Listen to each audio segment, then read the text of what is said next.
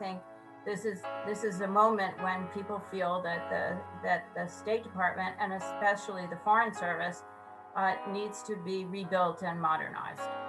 We need to look at it holistically. We need to look at it in terms of our attitude over how we treat who's really running the show, and we need to sufficiently resource and train and give the State Department what it needs to succeed.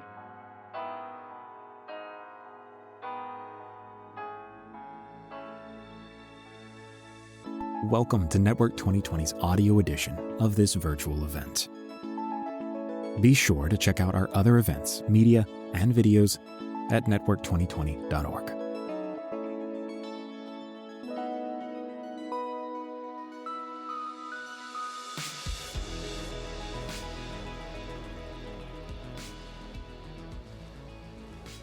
So welcome to the State of the State Department, Reforming U.S. Diplomacy. It is quite a hot topic. And before I introduce our panelists, I actually want to just read a quick excerpt from the report that Ambassador Ries, one of our panelists, wrote, just so that we all can set the stage for today's conversation.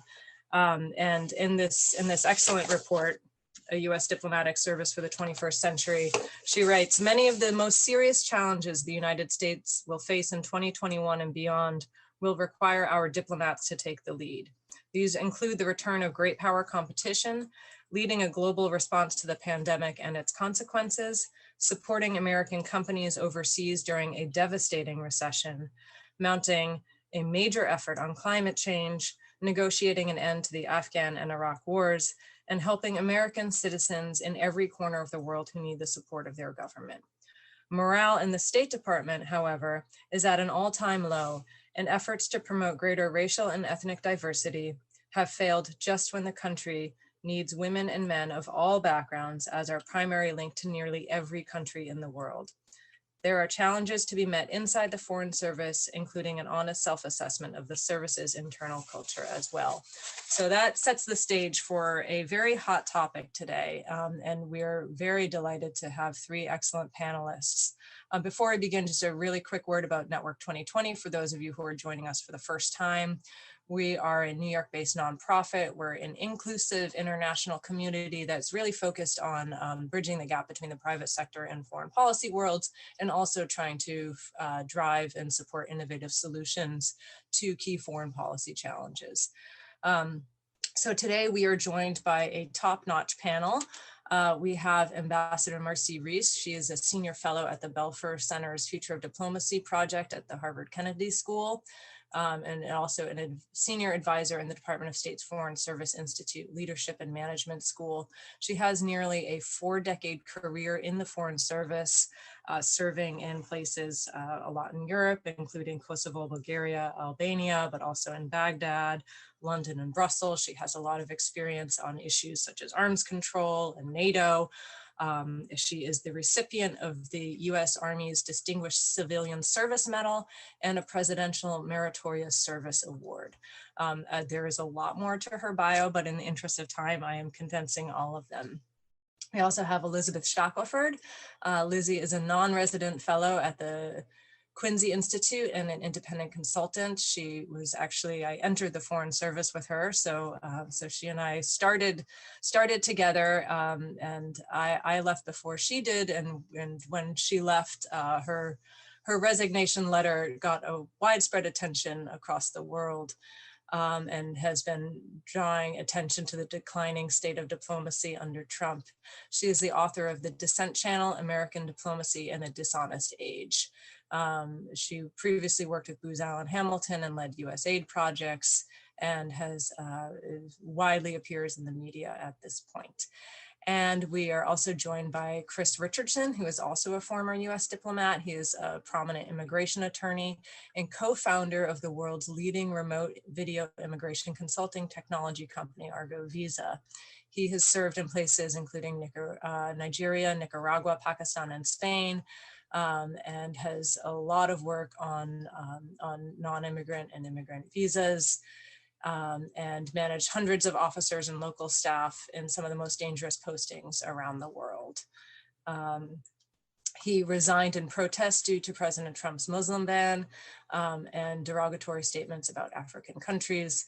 He is also widely published in the media as well. So we have three top-notch panelists today. And just to kick off, I'd like to start with you, Ambassador Ries, because the Future of Diplomacy project that you run at Harvard, they recently published this report from which I just read an excerpt. And it's one of several initiatives that we're hearing about recently that are examining ways to rethink the mission and mandate of the State Department. And I was wondering, could you put all of this in context for us? Why are all of these initiatives happening now? Well, as the excerpt that you read shows, the Foreign Service is in a kind of a crisis at the moment. It lacks funding, support, training, and educational opportunities for the members of the Foreign Service, just at the moment when the country is facing all these diplomatic challenges which you listed. Historically, the change has come to the Foreign Service at times of big historic change. For example, the first Foreign Service Act came in 1924 at the end of World War I, when it became evident that the United States needed more diplomatic heft. Then again, after World War II, same thing, where there was a general feeling that the Foreign Service wasn't adequate, wasn't big enough, didn't have enough heft to meet the challenges that the United States was facing in the world. And then we had another act in 1980 at the end of the Vietnam era. So that's 40 years ago, and the world has changed a lot since then. So that's another reason. We have some very serious fundamental problems in the Foreign Service: the lack of diversity, which you mentioned, politicization. The service is a nonpartisan service, just the way the military is nonpartisan, or the intelligence community. But over time, we've seen, and this is not just a problem of the current administration, we have seen that successive administrations have appointed people, have put political appointees in key positions deeper and deeper into the Foreign Service. So today, there is not one single career official serving as a confirmed assistant secretary, which is really the sort of the real policy point in the State Department. And finally, there's really inadequate support for professionalization in the Foreign Service, just at the moment when we have all kinds of challenges that require special technical expertise. So, and we have many new challenges in the world which require diplomatic, not military solutions. So for all of those reasons, I think this is a moment when people feel that the State Department, and especially the Foreign Service, needs to be rebuilt and modernized. And just to follow up on that a little bit, you mentioned the politicization of the service. Is that something that how has something like that been allowed to happen, where it doesn't necessarily happen in other parts of government service like the military? Why is it that it was able to happen within the diplomatic service? Well, quite honestly, the American Foreign Service has had political appointees serving as ambassadors since the 19th century. But what has happened over time is that the percentage of political appointees, I'm talking about the modern Foreign Service starting in the 20th century, that the career Foreign Service, the percentage of the career Foreign Service, the positions that are held by career people, has diminished over time. This has been a sort of going in this direction. The usual was sort of, for ambassadors, was 25% political appointees and 75% for the Foreign Service. But I do want to pick up one point you made, which is that other foreign services do not do this. We are fairly unique in the world. There are a few other countries that have a handful of political appointees, but none who do it consistently the way we do. And if you think about this, does this make sense? I mean, would we have a diplomat being the captain of an aircraft carrier? No, I don't think so. So why would we appoint people with no diplomatic background to be our ambassador? So we've proposed actually something that we would phase in over time, 10%, 90% ratio. But then that's just ambassadors. What we've seen is over time, there have been more and more political appointments down into the policy arena in the State Department in Washington, appointments of undersecretaries, assistant secretaries, deputy assistant secretaries, and so on. The State Department has more political appointees than any other Washington cabinet agency. And is that something that a revised Foreign Service Act would be able to encode that to limit the number of political appointees? Is that the mechanism by which that would happen? Well, we would propose that we phase in a different proportion of ambassadors through, over a period of 5 years, let's say. I think one way to approach it would be a Foreign Service Act, which is another proposal that we've made, is that we need a new Foreign Service Act now. But essentially, particularly with ambassadors, it's the prerogative of the president to nominate ambassadors. And I think we would have to see affirmative commitments from successive presidents in that regard. Okay, thank you very much. I have more questions for you, Ambassador, but we'll get back to you in a bit. Lizzie, turning to you, your departure from the State Department in 2017 garnered a lot of attention, in part because of your very direct message to then Secretary of State Tillerson, and also in part because you really were a rising star in U.S. diplomacy. And you've since written a book that delves into the devolving state of U.S. foreign policy. How do you think State Department reform can effectively respond to the changing demands on diplomacy?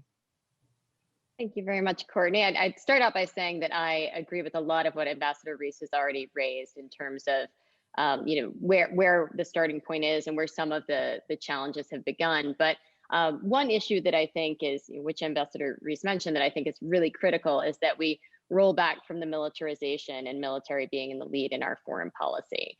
And that requires some kind of fundamental reform, but it also requires a real shift in our thinking about what are national security, priorities, and how do we approach them. One thing that we've seen over the past couple of decades is, a shift towards the military really taking the lead, which 20 years ago might have made sense in a context where we see our greatest threat as being international terrorism and violence.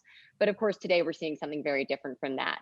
And we're on the back end, however, of a period of time where we've had this cycle that's been reiterating itself, where the State Department didn't have the resources that it needed to meet the threats at the time a couple of decades ago. And so a lot of the tasks that should have gone to civilian-led foreign policy teams went to the military instead. Then you have the military doing these activities, so they continue to get tasked with them and resourced to do them. We saw a lot of this in terms of kind of nation building efforts in Afghanistan and Iraq.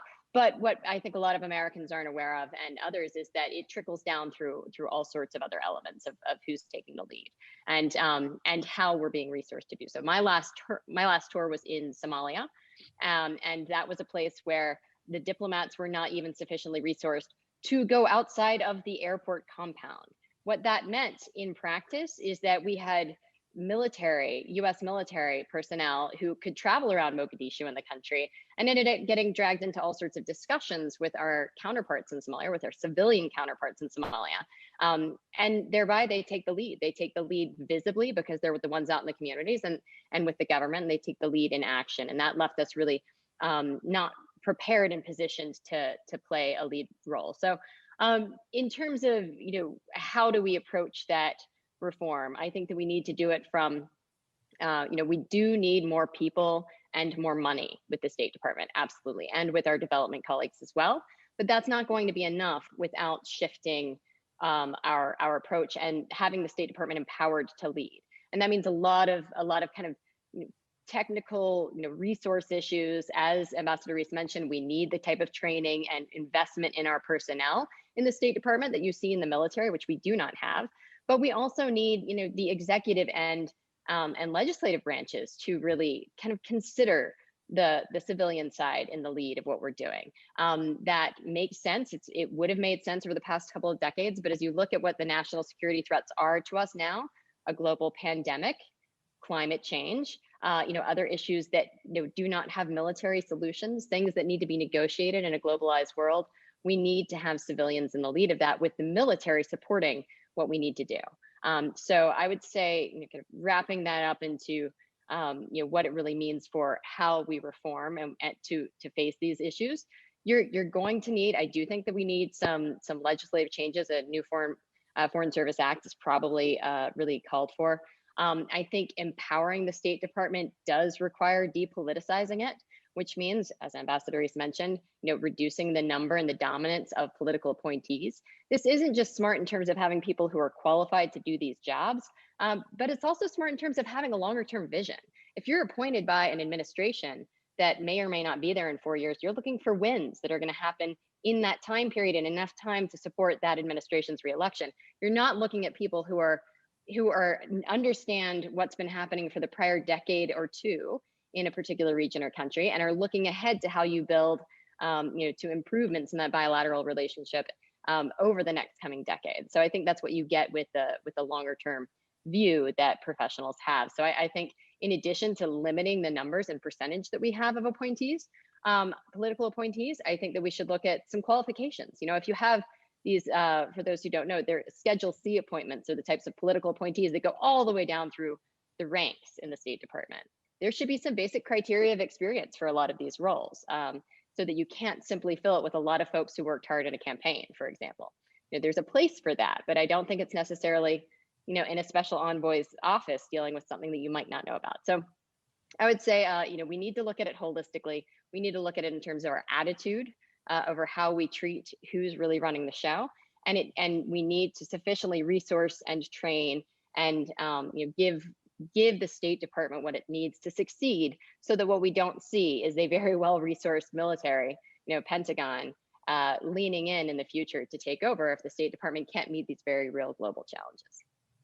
Thank you. Yeah, and that's an excellent point, and I think it's one that's not that's made not just by diplomats, but one of our favorite events as we bring the military fellows from the Council on Foreign Relations to speak with Network 2020, and they would say the same exact thing. They're saying, why are we the ones who are out there doing this diplomatic work? That's not what we're trained to do. But when you're looking at budgets, and when you're looking at that constant push and pull within the embassy of keeping their people secure, but also enabling them to do the work, I think it gets quite tricky. But yeah, excellent point.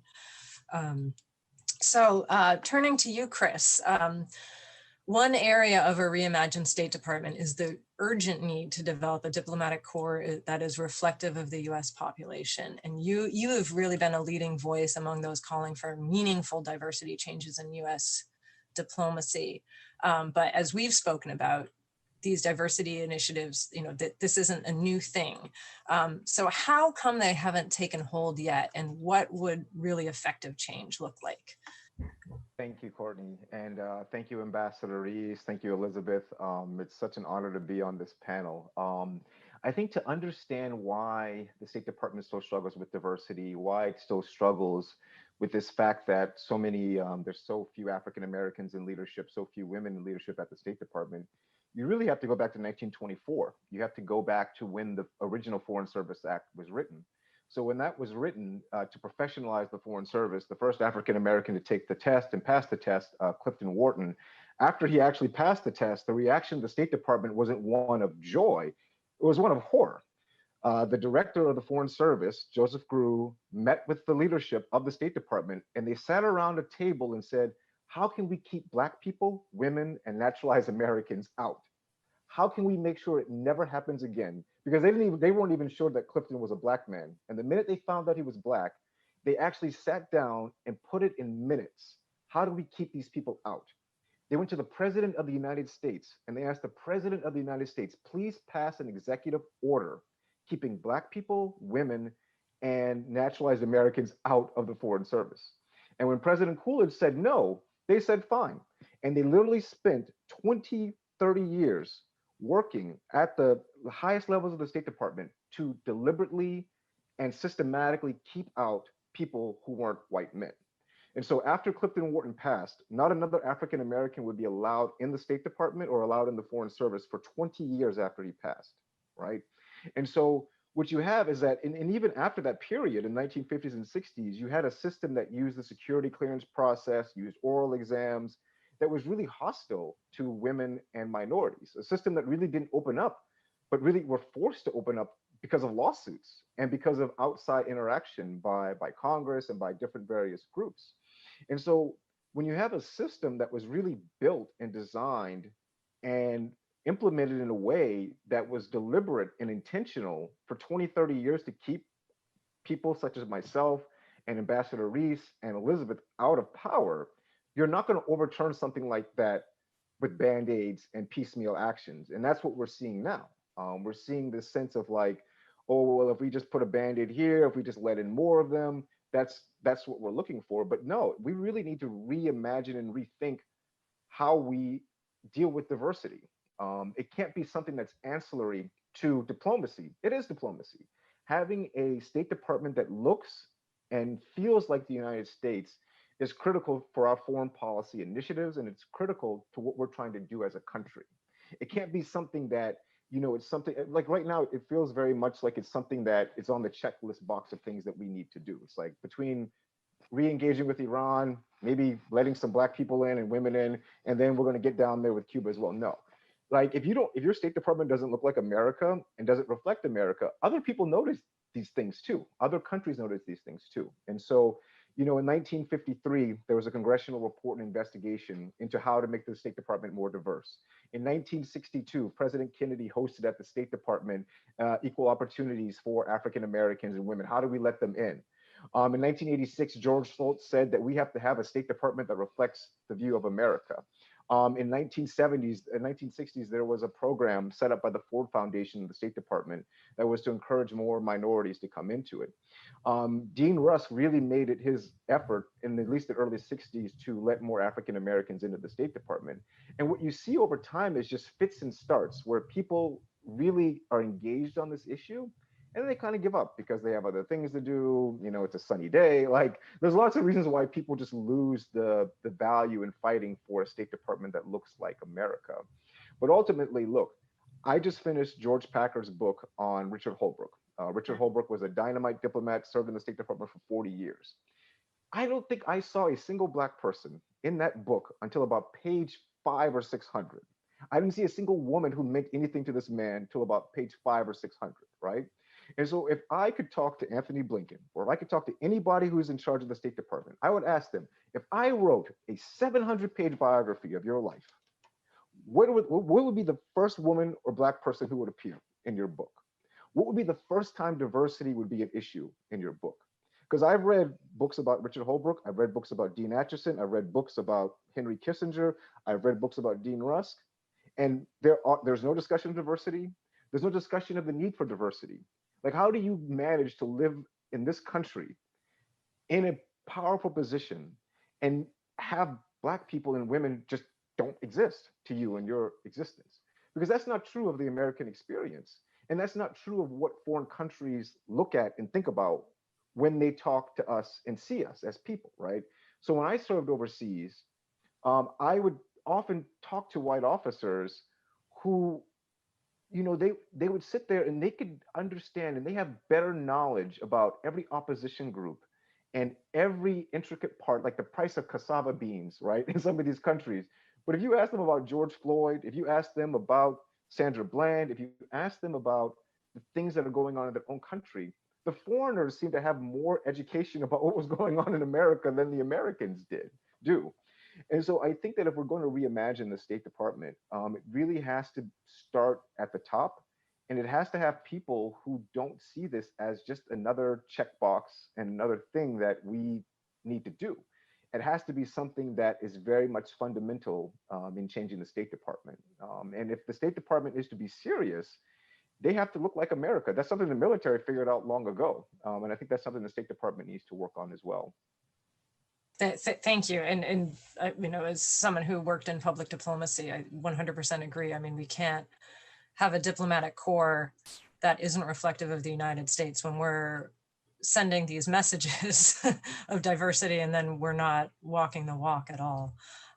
So it's critically important. And so it sounds like for you, meaningful change really needs to come, it needs to be embedded from the top, and it needs to be a cultural change, not just something that's written down somewhere, but that is led from the top. Is that correct? Right. And it has to be consistent. The people who spent 20, 30 years building this structure, they were motivated and dedicated to keeping out Blacks, women, and minorities, right? So we have to be just as dedicated, and think about this in 20, 30 years. When Joseph Grew, when President Coolidge said, no, I'm not going to help you with this, basically what Joseph Grew in the leadership of the State Department said, it's fine. We're going to spend 20, 30 years working on this, and we're going to keep them out.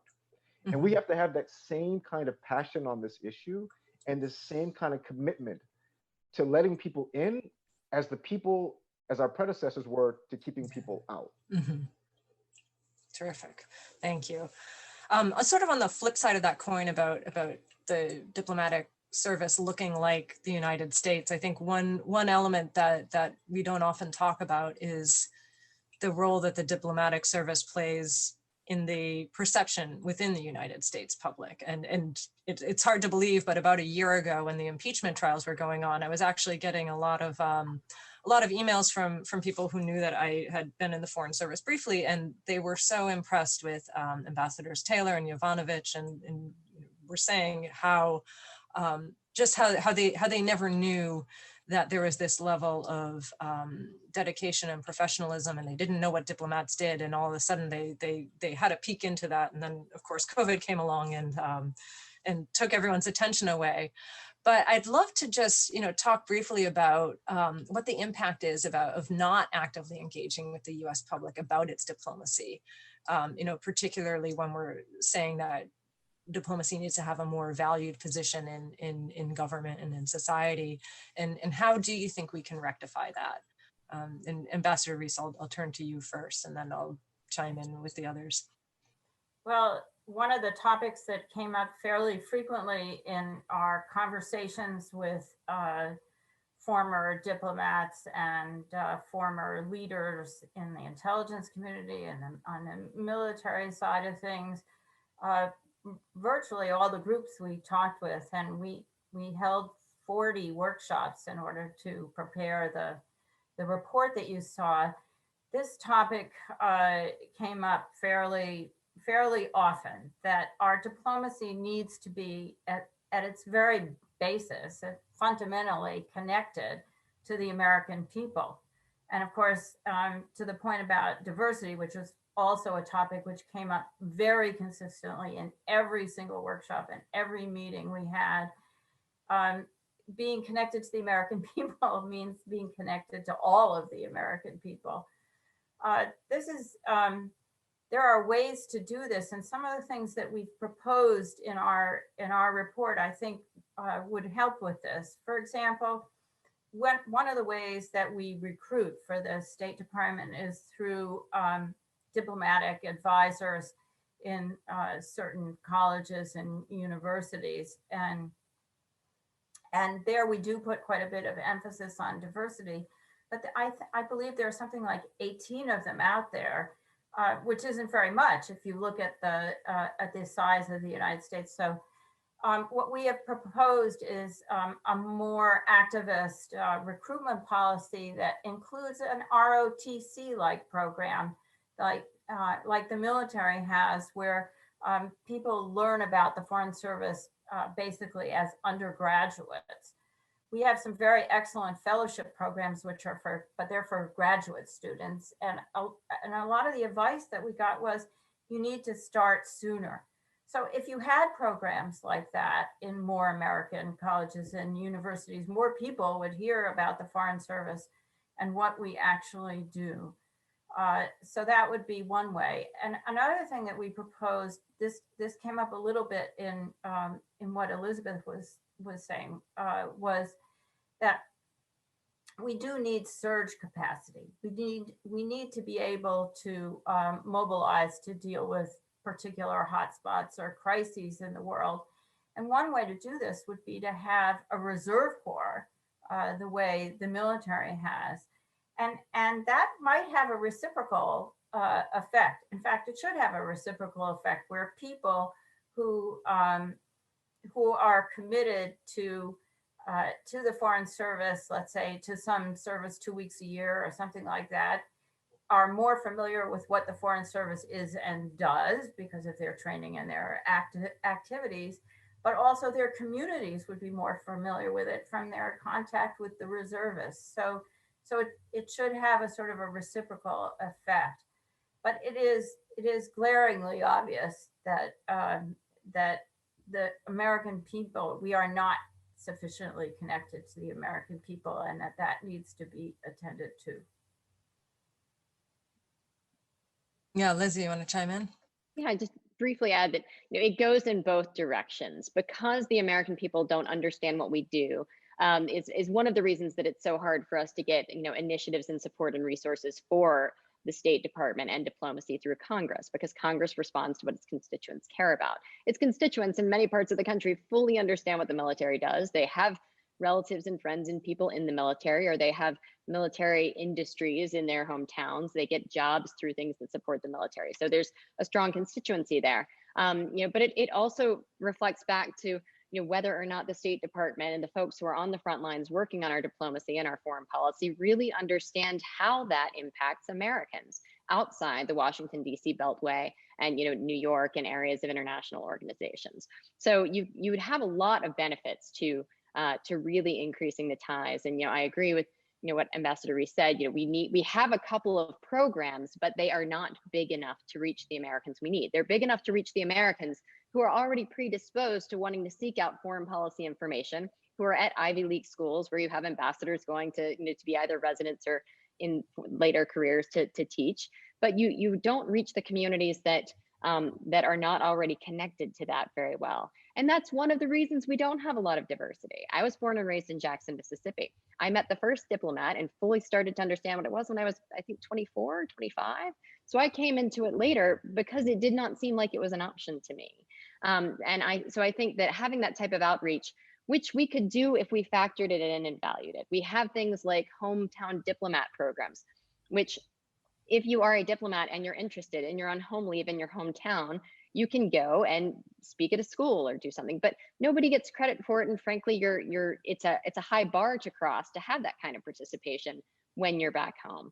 It would be a really low hanging fruit to find ways to facilitate that, give people credit in their kind of annual reviews for doing outreach to the American people, give them some resources. Say, did you want to write a letter to the editor in your hometown about how this foreign policy impacts your state? We'll help you, write it and give you some resources and give you some connections for that. Really low hanging fruit. Again, it's getting back to that cultural shift. That idea that part of what we do in our foreign policy is help Americans understand why it's important. And in return, they will help resource us to do what we need to do overseas. And yeah, thanks, Chris. What would you like to add? Yeah. I'm just going to add really quick. I think that also when something happens, I think that we need to prioritize making sure that people from the State Department are actually in the forefront of discussing it. So example, when that minister got released in Turkey and he flew back to the United States and everyone's like, oh my God, I saw no one from consular who was speaking on this issue. And that was a huge thing that the State Department was involved in.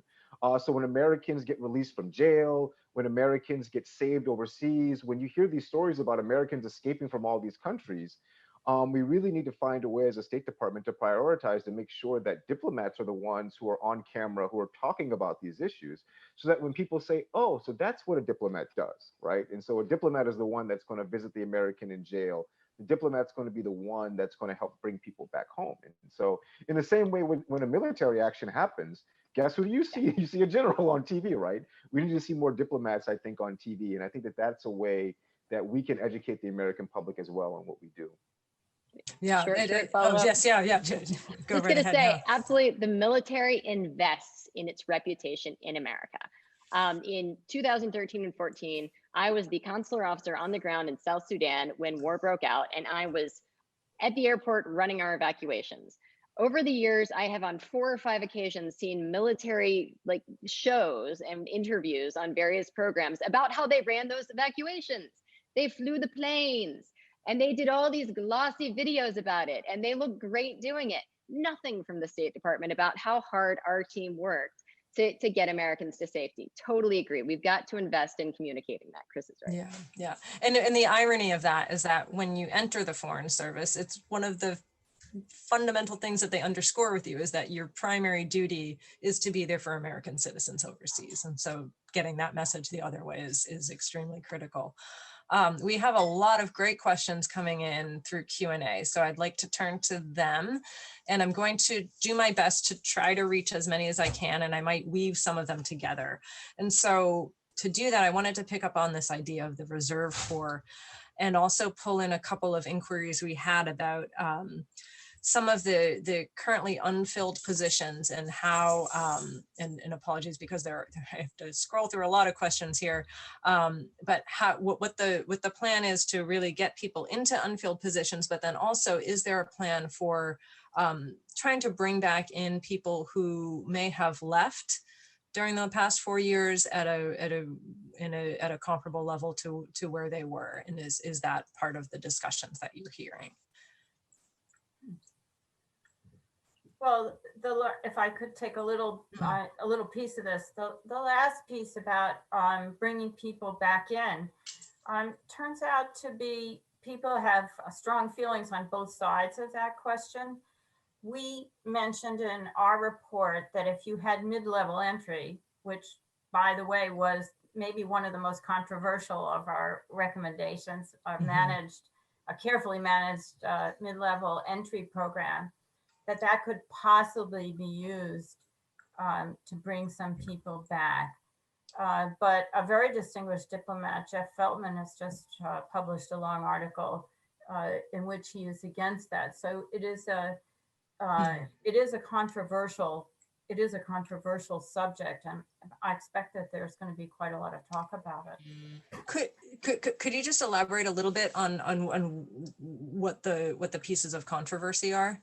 Or what some of the critics are saying? For people who have made a career in the Foreign Service and have started at the very bottom, doing their first consular tour and worked their way up, the feeling is that if you bring people back or bring people in at the mid-level, then their promotion opportunities, their chances to get the most attractive positions would be less. And people feel that they have served through good and bad times, and they shouldn't be disadvantaged by having stuck it out, and compared to people who have left. And so I think that's basically the arguments. There are arguments on both sides here, and I think this will continue to be a topic that people will discuss. As to mid-level people who left, what do you have thoughts on this, Chris or Lizzie? Lizzie first. I was just going to say there is a method to come back in, and I know Chris is probably as well. Has gotten lots of emails from folks with the guidelines on how you return within 5 years as a Foreign Service officer. And there are some boxes you check and you get sent wherever they want to send you. So there are ways that people who have left the career Foreign Service can come back in.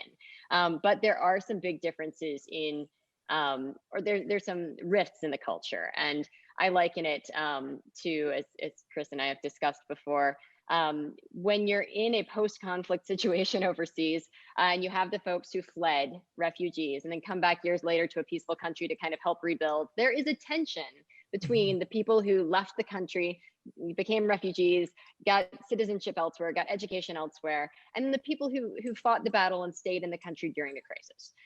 It's a very real tension that I've seen in post-conflict places, all across the globe, and many of us have. The challenge is that there are things that people in both positions can bring to the table, and how do you find a way to be able to capitalize on the skills and the experience that everyone has without giving short shrift to the people who might have sacrificed other opportunities in order to stay, or to people who have left and have moved forward in their careers and frankly don't want to come back to kind of a stable position they were in several years ago. So it's going to be a real conflict for the State Department. I think it's going to be important that people who return to the fray are conscious and aware of the struggles that people who have been through a very morale crushing time at the State Department have. But I also hope that the people who are on the inside and have stuck it out will welcome anybody coming back in to help us build back the State Department, because the State Department that we have today is not the same one we had 4 years ago. It needs more resources and it needs more support, but we're going to have to manage that potential conflict.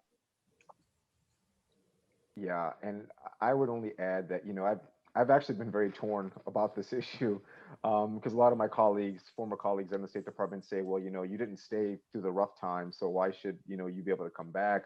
Or even the idea that I left the Foreign Service as like a 3 or whatever, and if I applied for a job that's a 2, like that doesn't seem very fair. But I think that at the end of the day, we have to think about what's best for America and what's best for our foreign policy apparatus. The fact is that we are in desperate need of diplomats. We are in desperate need of doubling and really rebuilding our State Department. And as President Biden says, or President-elect Biden says, building it back better. And if a surge of former officers is what it's going to take to get the State Department to where it needs to be, then so be it. That's what we need to do.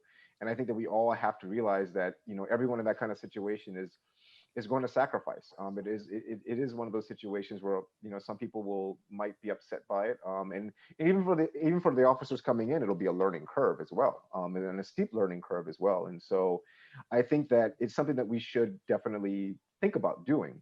But at the end of the day, my thinking is, especially on diversity, is just do something. All right. Like, I think that the State Department's biggest problem is that we talk and we talk and we talk ourselves out of doing anything. Because anything you propose is going to have like drawbacks. Anything you propose is going to have like controversy. And so the State Department, we just like to have a lot of committees and we talk about things, and to the point where we're just like, well, we've talked our way out of doing anything. And so at the end of the day, if it works, great. If it doesn't work, keep trying. And if it still doesn't work, then try something new. But we have to show that commitment to doing more than just talking about this stuff. And I think that idea of mid-levels hiring is a way to demonstrate that we're going to do more than just talk about diversity and talk about change. Thank you for that. Your answer brings up a lot of points, I think, that we might not have delved deep into in this conversation, which is about the internal culture and some of the hierarchical nature and just the culture when it comes to risk-taking or innovation. My question here is, and this is a tricky one, but how, and it goes to the question of diversity as well, but this is a giant ship. How do you make that internal change and that cultural shift, and where does something like that come from? I know with diversity, Chris, you're saying it really needs to come from the top, but how are there other avenues to break open the culture a little bit more? If I could take please. a first shot at that, I think it's quite right that that change has to come from the top. People have to see that that top management is committed to change. Change management, the whole field of change management, is a big one, and is something that we heard about from some of the people that we talked with, because both the military and the intelligence community have undertaken massive change in recent decades. And they had some ideas about that. But I think the second point is accountability, and how you reward people. So for example, in the area of diversity, if you don't hold people accountable for their actions, not just say, okay, that person is aware of equal employment opportunity requirements and is respectful of them. No, it has to be something more than that. We have to hold people accountable for creating circumstances in their office or their embassy or whatever the unit that they supervise is, where people flourish, where it is a diverse atmosphere. It has to be part of how we reward people. It has to be part of our idea of what an excellent leader and manager is. It needs to be baked in, if you like, into our culture. So I think that is one way. When we talk about, for example, education, part of Foreign Service culture is, well, really a good job is probably better. People who are offered educational opportunities sometimes actually turn them down in favor of a good job. So we need to reward people for taking time off for education, for earning degrees. And one way to do that is to look at how they've done in educational programs when it comes time for promotion and when it comes time for new assignments. I'd be strongly in favor of grading the courses that are given at the Foreign Service Institute to encourage people to really throw themselves into it. So I think you have to have a whole incentive structure. It isn't enough to say, okay, this is our goal. You really have to have accountability and really work on a change in the culture. Thanks. We're getting a couple of questions that are inquiring about this balance of power between the State Department and the military. We have one from Dave Diaz, one from Michael Lawton, looking at what are the mechanisms. So what are the necessary required elements of either a White House-led legislative plan to rebalance resources and policies toward other instruments, or and then also to the point of the idea of the new Foreign Service Act, what are the necessary political steps to make the changes, and who would be leading that initiative to get a new Foreign Service Act? Ambassador Ries, I think this is probably falls in your camp. Okay, so on a Foreign Service Act, I think that rebuilding and modernizing the Foreign Service would have to be something that both the executive branch and the legislative branch had a deep interest in. Otherwise, it couldn't succeed. And other Foreign Service Acts have been sort of a joint effort between the State Department and members of Congress. And of course, it would have to be bipartisan, because we're talking about a national institution here. And that would be a very important aspect of such an effort. And we would also need to look at what's good about the existing Foreign Service Act, because it has a lot of good features, and it gives the Foreign Service a lot of very good and important things. So any follow-on legislation, we'd want to make sure that we're keeping the good things and then adding some more on top of that. So nonpartisan or bipartisan, and both, I think it's absolutely essential. It has to be both the executive and legislative branches. Courtney, yeah, please chime in on the political aspect of that, because as Ambassador Ries said, there are some very technical things that to follow in terms of paths of how to get the resources and how to build bipartisanship to get the right legislation passed, to make sure that we keep what what's good and change what we need to improve on. But politically speaking, we need some interest, some public interest in rebuilding the State Department. And this gets back to what we spoke about very early on, which is getting the American public behind what is diplomacy, what does the State Department do, and why is that important to you? So this is why the military and the CIA both have entertainment liaison offices that engage regularly with Hollywood and other entertainment businesses to ensure that the American public knows what they're doing and why they're important. I'm not saying that we get into the movie business, but we need to invest more, much like others do, in getting the American public to know, because we do need bipartisan support to get this type of change and this type of shift from, military in the lead to civilians in the lead.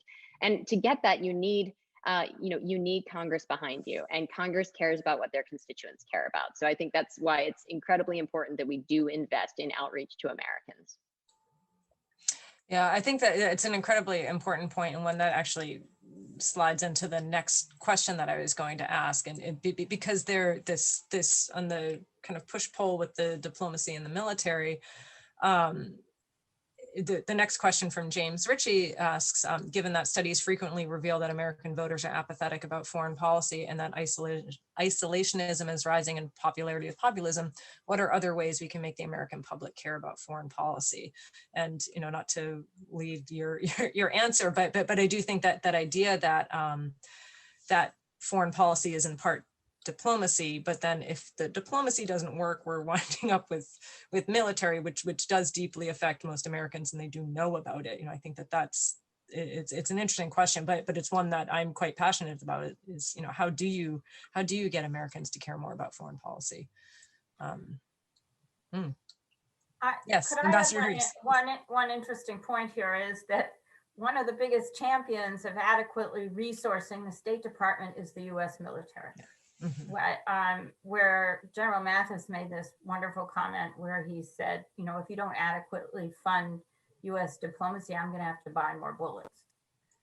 And so this kind of describes it in a nutshell. And the other piece I wanted to mention, which we haven't mentioned, is economic diplomacy and support for American business. Mm-hmm. This is the other area. Beside helping people in emergencies, bringing them home when COVID broke out, tens of thousands of Americans, we really spent a lot of time supporting American business. As an ambassador, I once, did a sort of a back of the envelope calculation, and I was working on advancing American business about 40% of my time. So that's quite a big piece of what we do, and it is something that I don't think everyone is aware of, and it can be very important in a community. And nowadays, we also promote American investment in the United States as part of the responsibility of our diplomats. So that this is a very important part, economic diplomacy, of what the State Department does.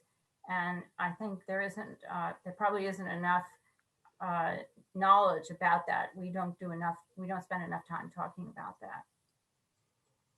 Yes, Chris. Yeah, mm-hmm. And I would only add that, when the original Foreign Service Act was written to professionalize the service, the idea really was the brainchild of this guy named Wilbur Carr, who was just like a consular officer, a clerk even, and he really wrote this bill with congressmen. And so I think that as a State Department, when we're coming to thinking about, when we go to Julian Castro and Julian Castro is going to go to Tony Blinken, like we really have to think about where do we fit in this, and to make sure that our reports are being read by these people and being understood by these people as well. Because I think that as State Department people, I'm a former State Department person, we overestimate in the minds of these we have an overestimation of what these people know.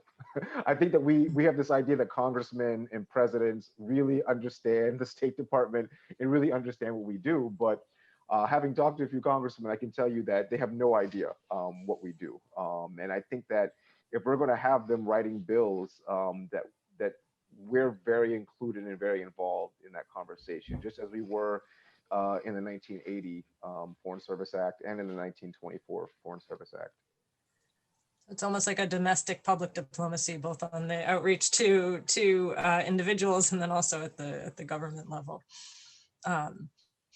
We're getting closer to time. Oh, but we have a time for a couple more questions. Then we're getting a few actually on the entrance exam. So looking at the beginning. And just trying to combine some of these. So one questioner wants to know whether it's possible for the testing requirement to be omitted in the future, or if there are any plans to change the testing requirement. And in particular, when you're looking at diversity initiatives, how does the Foreign Service Officer test play into that? And are there some good innovative ideas on how to revamp that process, or does that process need revamping? Anyone been thinking about that? No one's jumping in. Well, one thing I would say is that over time, the exam itself has been rewritten, and the entire entry process revamped multiple times.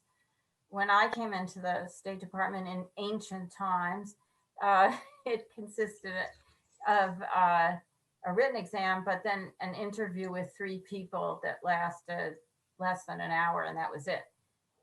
And now, of course, there's a much more complicated entry process with activities and essays and whatnot. And I think that we have to look at what our objective is here. What kinds of people that we need to bring in, and how, and reaching out much farther across and deeper into the United States, so that people know about the Foreign Service and are interested in coming in as part of bringing in a more diverse workforce.